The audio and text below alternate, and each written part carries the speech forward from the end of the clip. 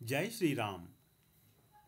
Hi పిల్లలు, రోజులాగానే ఈరోజు కూడా బాల రామాయణం నుంచి ఒక చిన్న వృత్తాంతం విందాం. నిన్న జరిగిన కథ.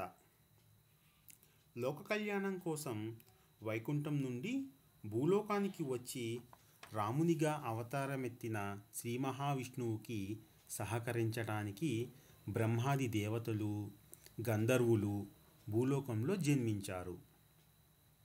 ఈరోజు వృత్తాంతం వశిష్ఠుని వద్ద రాముని విద్యాభ్యాసం. వశిష్ఠుని వద్ద రాముని విద్యాభ్యాసం.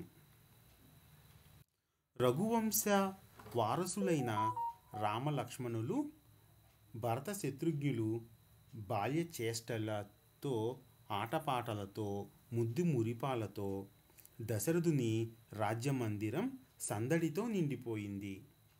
తల్లిదండ్రుల ఆదరాభిమానాలతో ప్రజలకు హృదయరంజకముగా వారు నలుగురు పెరిగి పెద్దవారవుతున్నారు.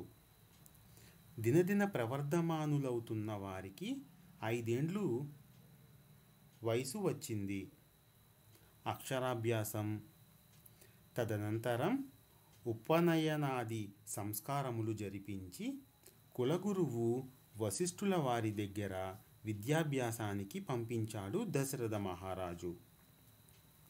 వశిష్ఠుల వారి దగ్గర రామలక్ష్మణ భరత శత్రుఘ్నులు వేదాంగాలు, ధర్మశాస్త్ర రహస్యాలు, రాజనీతి, యుద్ధనీతి, ధనుర్విద్య మొదలైన సకల విద్యలు, సకల శాస్త్రాలు నేర్చుకున్నారు.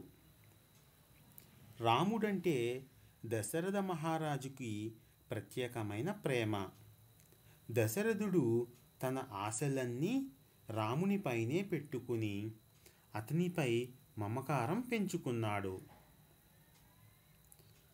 రాముడిని చూడనిదే ఒక్క క్షణమైనా ఉండలేనివాడయ్యాడు దశరథ మహారాజు. ఓకే పిల్లలు, ఈరోజు వృత్తాంతం అర్థమైంది కదా? ఒకవేళ అర్థం కాకపోతే కామెంట్స్లో పెట్టండి, నేను మళ్ళీ మీకు అర్థమయ్యేలాగా చెప్తాను. సరేనా మరి? గుడ్ నైట్ పిల్లలు. జై శ్రీరామ్.